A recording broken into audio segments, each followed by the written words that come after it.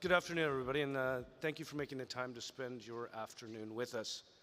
My name is Jeff Clapp. I'm Vice Chairman at National Bank.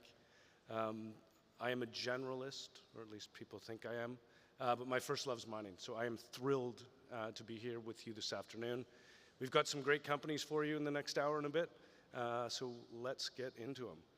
First speaker is John Miniotis, CEO of AbraSilver, a very exciting, maybe possibly the best development silver resource out there at the present time.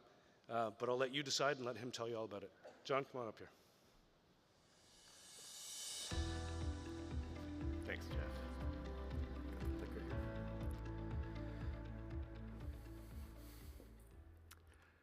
Okay, bonjour tout le monde.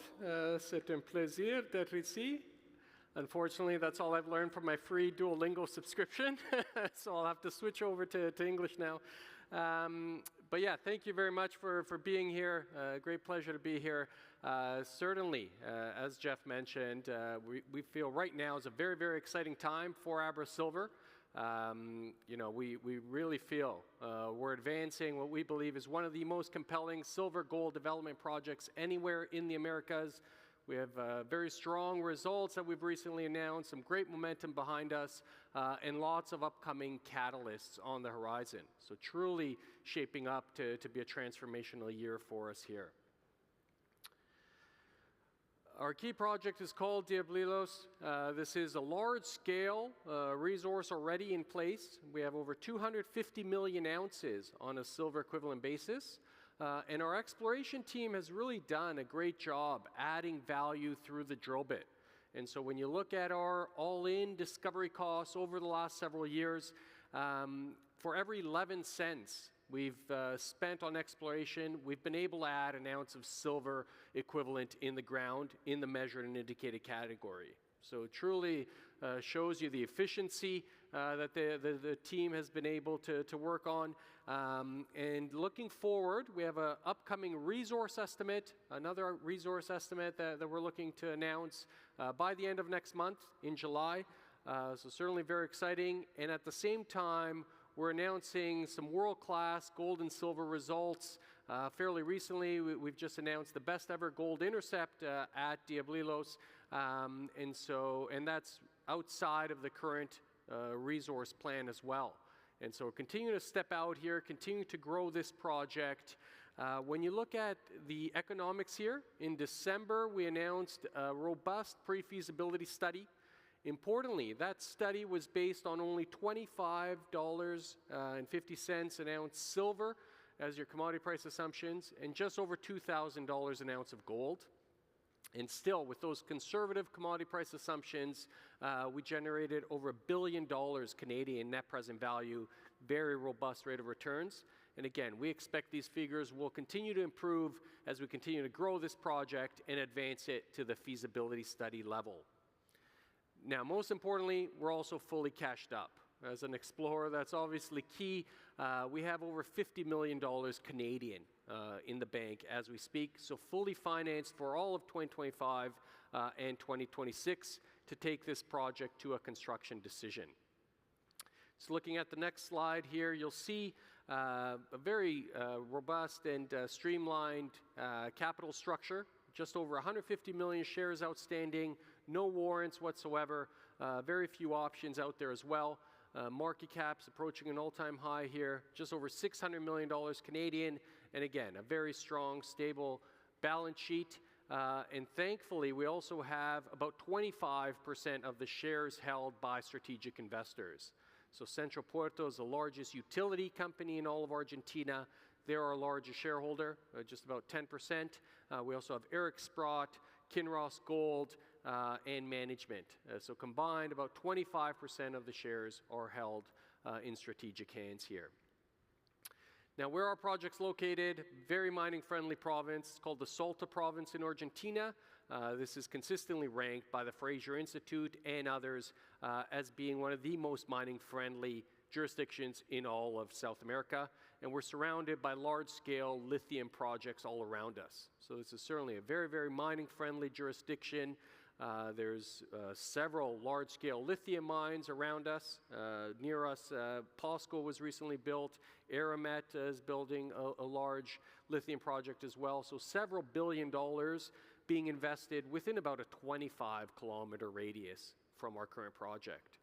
So we get to benefit from all the infrastructure that's going on all around us. And also, as I mentioned, Centro Puerto, which is our largest investor currently, is also looking to extend the national grid and build a grid power line extension and run that through our project as well. And so lots of infrastructure benefits here, being in a very mining-friendly jurisdiction. This is an image of what the site currently looks like. That's the main Oculto deposit. This is, again, in Salta. It's high elevation, about 4,200 meters above sea level, but as you can see, it's a dry, desert-like environment. And so we're not high up in the Andes. You can drill year-round here, very little snowfall. And so really, again, very accessible, easy to get to, easy to drill here. Looking at the team's exploration track record, as you can see, myself and the current management team, we started running this company in about just over 5 years ago now. It was a $10 million market cap. And as you can see, the team year after year has just consistently grown the resource estimate. And so taking this from 130 million ounces to where we are today, we've doubled the size of the resource. And as I mentioned, we're now next month expecting to announce yet another resource update. So lots of drilling here. Importantly, the pre-feasibility study that we announced in December was based on the current resource estimate. So just over 250 million ounces, silver equivalent. Since then, we've drilled 20,000 meters. That was our phase 4 program, had lots of successful results as part of that program, which are going to be incorporated in the new resource, and that's going to form the basis for the feasibility study, which we'll be completing in Q1 of next year. So again, when you look at Oculto and Jack, these represent the two main deposits. Our drill results here continue to step out. And so there's still significant exploration upside to continue to grow the resource here beyond the current pit margins. And so most of our drilling was focused on the Jack South area. We're continuing to grow the mineralization. That's very, very silver rich. And so your grades at Jack are open pittable, over 200 grams per ton of silver in oxides, close to surface. So very, very good grades there. And so the bulk of the drilling the team has been focused on over the last 2 years now has come from that Jack zone. Now, very recently, just about 2 weeks ago, on the opposite side, towards Oculto East, we announced the best gold intercept at this project in our history. And so now we're looking to expand and continuing to extend the margins out towards the northeast here. And so that drill intercept that we announced hit 31 meters of about 10 grams per ton of gold in oxides, including bonanza grades of 42 grams per ton of gold over 6 meters. And importantly, within that same interval, as you can see just closer to surface, that also encountered some spectacular silver grades as well. So over 300 grams per ton of silver over 13 meters or so in that same hole. So this was a very, very exciting hole for us. So as the team's been focused on drilling to the south, southwest, expanding the high-grade silver zones, we're now also reprioritizing the exploration focus and spending a lot more attention drilling this northeast zone, which is obviously much more gold-rich. And so it's great to see the deposit expanding out in both directions. Now, when you look at the updated pre-feasibility study that we announced back in December, I think a few things really stand out. Again, we already have the scale here. This is a large resource based on the reserves from last year's update. This already has a 14-year mine life, producing about 9,000 tons per day. A straightforward agitated leach processing plant here. Capital cost just over $500 million. But what really stands out, I think, are the grades in the initial years and the rate of production. So over the first 5 years, we'll be producing close to 12 million ounces of silver, plus about 60,000 ounces of gold. and that would be in the lowest quartile of the operating cost curve. And so when you actually look at all the primary silver mines listed globally, we'd be in the top 10. So we'd be in the top 10 once we're producing 12 million ounces of silver. It's quite surprising. There are not even 10 primary silver mines globally producing 12 million ounces or more. And so it just shows you the scarcity of high quality silver projects, primary silver projects, of course. And when you have the combination of scale and low cost, I think that's when you really, really hit the sweet spot here. Now, as we look ahead, we're going to be announcing a feasibility study. That's in Q1. You know, some of the key areas where we expect the economics are going to improve materially, of course, with the additional 20,000 meters that we've completed with the updated resource. The resource is going to grow, and so we expect that's going to add a lot of value. But there's also several trade-off studies that we're evaluating right now, which could add very meaningfully to the economics of this project. Don't have time to get into all of them in detail here, but just quickly, some of the high-level things that we're evaluating as we speak. Of course, being connected to the grid power, as I mentioned, Central Puerto is planning out that grid power extension now, looking to get permits and sign up other customers in the area. And so if that goes ahead, that eliminates the need for us to build our solar plant at site. That would save us $60 million in upfront CapEx, and it's also cheaper on an operating cost basis to be connected directly to the grid. So we expect that could save about $15 million a year by providing cheaper energy costs to us. So that's a massive, massive opportunity. Also, we're evaluating going to larger trucks and eliminating the need to own or operate all of the vehicles. So we're looking at potentially bringing in a contractor, outsourcing the waste movement. That could also save significant upfront savings. And then looking to optimize the design of the waste and the tailings facility. And so lots of drivers here that we're evaluating again. By Q1, we expect to update the feasibility study and include several of these opportunities as part of those study results. Now, importantly, as our team's been adding value at site, both through exploration and obviously the economic studies as well, I think who's added the most value here for us over the last 2 years has been the current administration. So President Javier Milei came into power in Argentina just recently, less than 2 years ago, and importantly, he's really incentivizing new development from going forward in Argentina across all sectors, and as part of that, he's implemented this RIGI regime. So this is a stimulus package, if you will, to incentivize new investments, large-scale investments from going forward in the near term.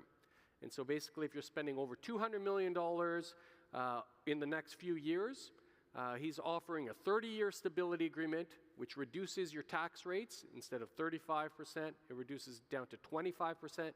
He's eliminating all export duties. This is massive on the gold side right now. For all exports, you're paying 8% export duties on gold, 4.5% for silver. Those will go down to zero. Again, this is locked in for 30 years. And also eliminating the need to repatriate funds into pesos and eliminating any foreign exchange restrictions. And so this is really a game changer for the country. Specifically for us, we are the only advanced stage silver project in Argentina that we know of that will meet the RIGI timelines. And so to qualify, you have to apply before July of 2026, which we're going to do. And then when you're approved, you have 2 years to spend 40% of your capital costs. And so this really fixes our schedule. We're well advanced. We're permitting. We have permit approvals expected to be received later this year. In Q1, we receive our feasibility study. In Q1, we also expect to receive RIGI approval, and really sets us up to make a construction decision later in 2026 and benefit from these significant savings. When you look at trying to quantify how much these savings are worth to us, it's over $400 million, and that's based on only $25 silver and just over $2,000 gold. At current spot prices, the savings from RIGI approach $1 billion US for us. So orders of magnitude above our current market cap. So this is really game-changing for us, and so there's never been a better time to invest in Argentina, certainly, and we're very, very well, uniquely positioned, I would say, to take advantage of the current favorable regime.